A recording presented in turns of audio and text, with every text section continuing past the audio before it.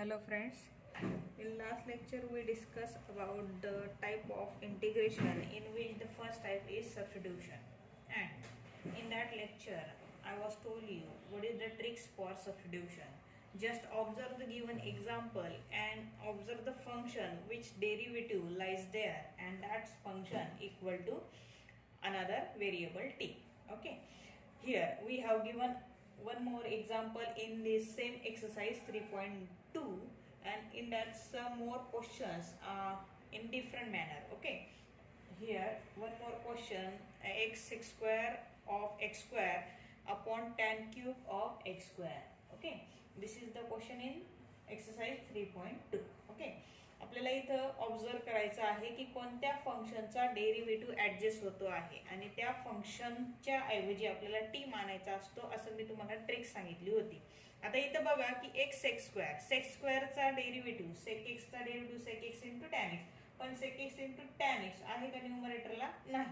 पण derivative of tan x काय असतो? Derivative of tan x sec square x. Okay, म्हणजे या ठिकाणी टॅन एक्सचा डेरिव्हेटिव्ह सेक स्क्वेअर तुम्हाला ऍडजस्ट होताना दिसतो आहे.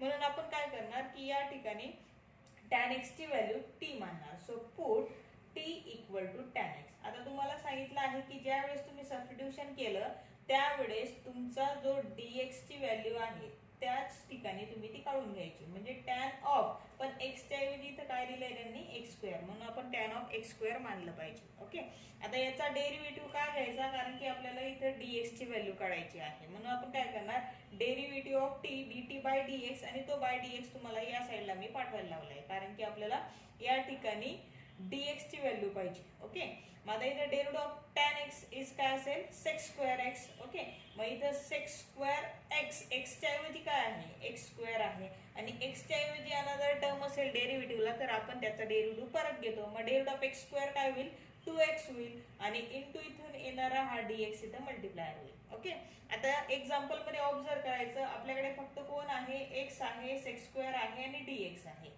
x आहे, sec स्क्वेअर आहे आणि dx आहे. एक्स्ट्राचं कोण दिसतंय इथं, हा 2 दिसतोय. मग ती जी एक्स्ट्राची टर्म असेल ती dt कडे ट्रान्सफर करायची, का की आपल्याला त्या ठिकाणी सबस्टिट्यूशनला इझी होईल. म्हणून आपण काय करणार की हा जो 2 इथं मल्टिप्लायर आहे तो इथून काढणार, आणि मल्टिप्लायरची जी टर्म आहे ती इकडे येताना काय होते, डिवाइड होते. ओके, एक स्टेप तुम्ही वाटल्यास वाढवायची इथं की इथला मल्टिप्लायर 2 आपण इकडे डिवाइड पाठवला, आणि आता या तीन टर्मची व्हॅल्यू काय ठेवणार, dt बाय 2 ठेवणार, आणि टॅन ऑफ एक्स स्क्वेअरच्या ऐवजी काय ठेवणार, टी ठेवणार. म्हणजे तुमचं जे इंटिग्रेशन आहे, वाटल्यास तुम्ही त्याला इक्वेशन फर्स्ट द्यायचं, आणि त्या इंटिग्रेशन फर्स्टला तुम्ही इथं बिकम्स करायचं. Integration first implies we get integration, वरच्या तीनही टर्मच्या ऐवजी आपली काय आली इथं टर्म dt बाय 2 आली, आणि अपॉन खाली टॅन क्यूब, पण टॅनच्या ऐवजी काय आहे टी, म्हणून टी क्यूब झाला. ओके, आता याच्यानंतर इथं जर कॉन्स्टंट टर्म असेल ती कॉन्स्टंट टर्म आपण काय करतो, इंटिग्रेशनच्या बाहेर काढतो, म्हणजे 1/2 इंटिग्रेशनच्या बाहेर आला. आता हा t⁻³ खाली पॉझिटिव्ह आहे, वरती पाठवला तर काय होईल तो निगेटिव्ह, म्हणजे t⁻³ आणि विथ रिस्पेक्ट टू काय होईल, dt होईल. So which is equal to t⁻³ म्हणजे t⁻n, आणि t⁻n म्हणजे x⁻n ची व्हॅल्यू, आणि x⁻n ची व्हॅल्यू जी आहे x⁻n+1 अपॉन n+1, आणि प्लस काय होईल, c होईल. म्हणजे इथं t⁻³ आहे, म्हणजेच काय होईल, t⁻n+1 म्हणजे -3+1, आणि -3+1 काय होऊन जाईल, तो -2 होऊन जाईल. म्हणजे इथं काय होईल, t⁻², आणि आपण काय होईल इथं अगेन n+1, म्हणजे परत इथं खाली काय होईल, -2 होईल. ओके, इथं काय झाला, तो मल्टिप्लायर टर्म आहे, आणि प्लस इंटिग्रेशनला काय करतो आपण, कॉन्स्टंट सी देतो. So which is equal to, आता इथं हा -2 इंटू 2 काय होऊन जाईल, -4 होऊन जाईल, आणि हा t⁻² न्यूमरेटरला आहे, तो जर तुम्ही डिनॉमिनेटरला ट्रान्सफर केला तर निगेटिव्ह पॉवरची काय होते, ती पॉझिटिव्ह पॉवर होते. म्हणजे या ठिकाणी तुमचा मायनस हा 4 आला 2 इंटू 2 चा, आणि t⁻² खाली येताना काय झाला, +2 झाला. आता एक लक्षात ठेवायचं, ज्यावेळेस आपण सबस्टिट्यूशन केलेली असते ती सबस्टिट्यूशन आपल्याला फायनल आन्सरला रिटर्न करावी लागते. ओके, म्हणजेच काय करणार तुम्ही, i इक्वल टू ती टी ची जी व्हॅल्यू आहे ती इथे रिटर्न करणार. म्हणजे तुमच्याकडे इथे काय होईल, 1/4 t स्क्वेअर म्हणजे काय करणार तुम्ही, tan चा स्क्वेअर, म्हणजे इथे काय लिहिणार तुम्ही, tan square of x square. Okay, आणि प्लस इंटिग्रेशन काय करणार, कॉन्स्टंट सी लिहिणार, आणि ही जी तुमची व्हॅल्यू असेल ती कशाची असेल, आय ची. या मॅनरने तुमचं सबस्टिट्यूशनचं एक्झाम्पल असेल की ज्याचा डेरिव्हेटिव्ह तुम्हाला ऍडजस्ट करता येतो आहे, त्याचा डेरिव्हेटिव्ह ऍडजस्ट करायचा आणि त्या ठिकाणी सबस्टिट्यूशन केल्यानंतर ते कन्वर्ट होतं सिंपल एक्झाम्पल मध्ये आणि ते एक्झाम्पल तुम्ही सॉल्व्ह करायचं. ओके, स्क्रीनशॉट काढून वाटल्यास तुम्ही लिहू शकता. त्याच्यानंतर आपण सेम एक्सरसाइजचं थोडं डिफरंट मॅनरचं एक्झाम्पल, याच टाईपचं पण थोडं डिफरंट मॅनरचं जे एक्झाम्पल आहे ते घेऊ आपण की एक्सरसाइज 3.2 त्याच्यातलं एक्झाम्पल आय थिंक 7 नंबरचं एक्झाम्पल आहे तुमचं. तिथं e raise to x into इथं दिलेला आहे तुम्हाला log of sine x, log of sine of e raise to x अशा प्रकारचा न्यूमरेटर आहे आणि डिनॉमिनेटरला फक्त तुमची इथे दिलेली आहे tan of e raise to x आणि इथं with respect to dx. Okay, आता आपण काय करणार की या ठिकाणी जर तुम्ही ऑब्झर्वेशन केलं की आपल्याला ट्रिक्स काय सांगते की जर इंटिग्रेशन मध्ये डेरिव्हेटिव्ह तिथं त्या फंक्शनचा ऍडजस्ट होत असेल तर आपण त्याची व्हॅल्यू टी ठेवणार. पण इथे जर तुम्ही ऑब्झर्व केलं तर टॅनचा डेरिव्हेटिव्ह काय आहे, सेक्स स्क्वेअर आहे, पण दिसतोय का इथं सेक्स स्क्वेअर कुठं नाही, म्हणजे आपण या ठिकाणी सबस्टिट्यूशन टॅन करू शकत नाही. मग टॅन करू शकत नाही म्हणून दुसरी काय करणार आपण की लॉग ऑफ साइन, म्हणजे त्याची value derivative of log of x काय असतो 1/x, म्हणजे 1/sin होईल आणि साइनचा डेरिव्हेटिव्ह परत कॉस होईल म्हणजे cos/sin होईल आणि cos/sin हे जे आहे कॉट मध्ये कन्वर्ट होतंय आणि हा जो टॅन आहे 1/tan कॉट मध्ये कन्वर्ट होऊ शकतो. याचा अर्थ काय की आपल्याला इथं थोडीशी ऍडजस्टमेंट करणं गरजेचं आहे बिफोर सबस्टिट्यूशन. आता काय ऍडजस्टमेंट की 1/tan ची व्हॅल्यू आपण काय करणार की आपल्याला ट्रिग्नोमेट्रिकच्या रेशिओचं रिलेशन माहिती आहे की 1/tan जो असतो काय असतो, सॉरी 1/tan काय असतो कॉट ऑफ असतो, म्हणून आपण इथं 1/tan ची व्हॅल्यू काय करणार कॉट ऑफ एक्स लिहिणार. So which is equal to integration e raise to x आहे, इथं लॉग ऑफ आहे आणि इथं काय आहे sine of e raise to x. Okay, आणि 1/tan ची व्हॅल्यू तुम्ही काय करणार कॉट ऑफ लिहिणार म्हणजे cot of e raise to x आणि हा विथ रिस्पेक्ट टू काय लिहिणार dx. ओके, म्हणजे e raise to log of sine of e raise to x cot of e raise to x ही तुमची सबस्टिट्यूशन म्हणजे या ठिकाणी रिलेशन बिटवीन ट्रिग्नोमेट्रिक रेशिओ नुसार आपण ऍडजस्ट केलं. आता हे ऍडजस्टमेंट का केली, कारण की आपल्याला इथं डेरिव्हेटिव्ह ऍडजस्ट करायचा आहे. सो पुट आपण या ठिकाणी टी ची जी व्हॅल्यू आहे ती काय लिहिणार मी log of sine of e raise to x लिहिणार.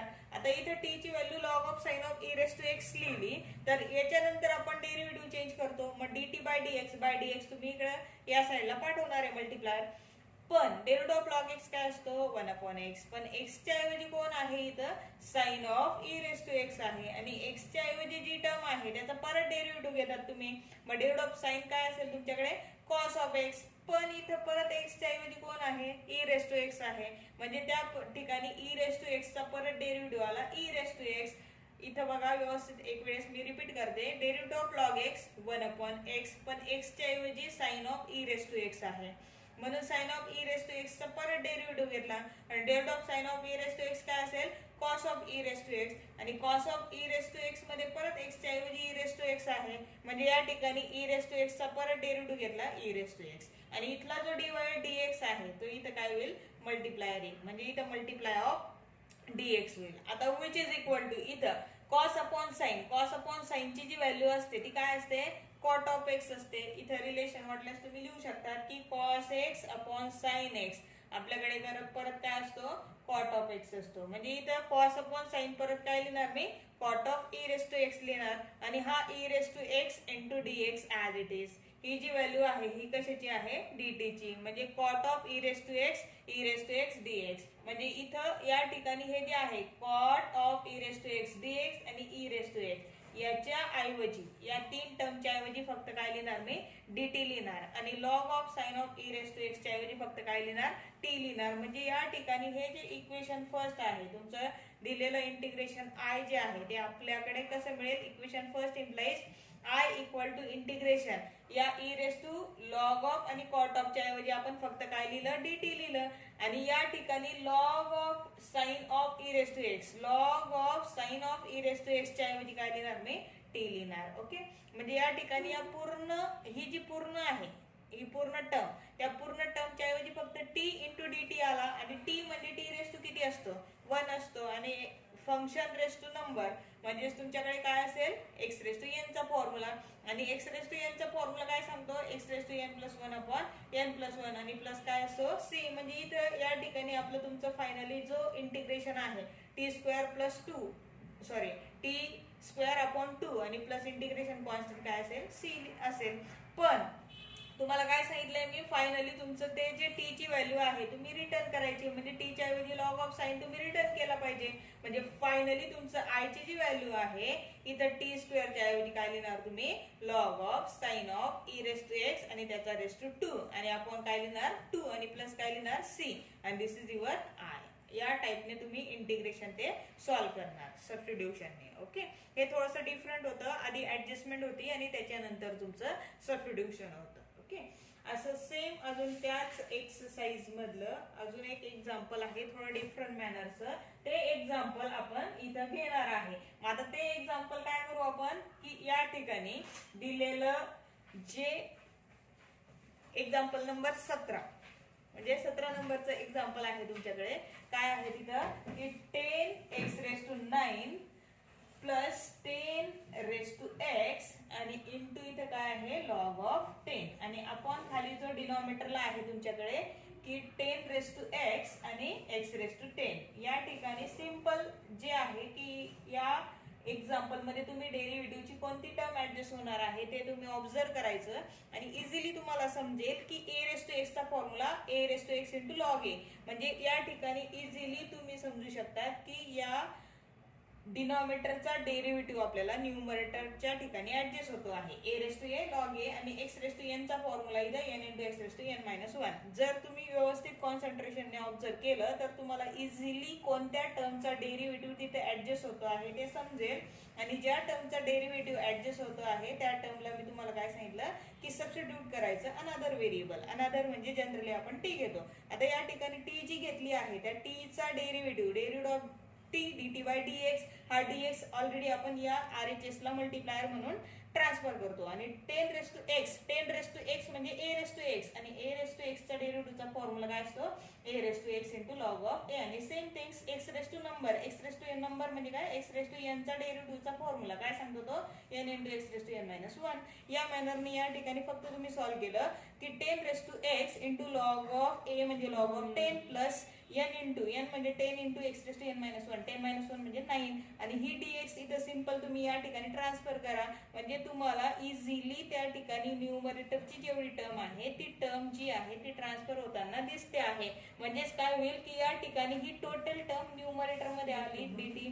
So I equal to integration इथं जो आहे dt अपॉन हा जो आहे 10x x⁻10 म्हणजेच काय होईल टी आणि आपल्याला माहिती आहे की इंटिग्रेशन ऑफ 1/x इझिली आपण काय सांगू शकतो लॉग ऑफ x म्हणजे या ठिकाणी log of x plus c म्हणजे या ठिकाणी काय लिहिणार तुम्ही की फक्त लॉग ऑफ टी आणि प्लस सी. तुमचं हे फायनल आन्सर येईल. पण फायनल झालं का हे नाही का की आपल्याला सबस्टिट्यूशन रिटर्न करायची आहे.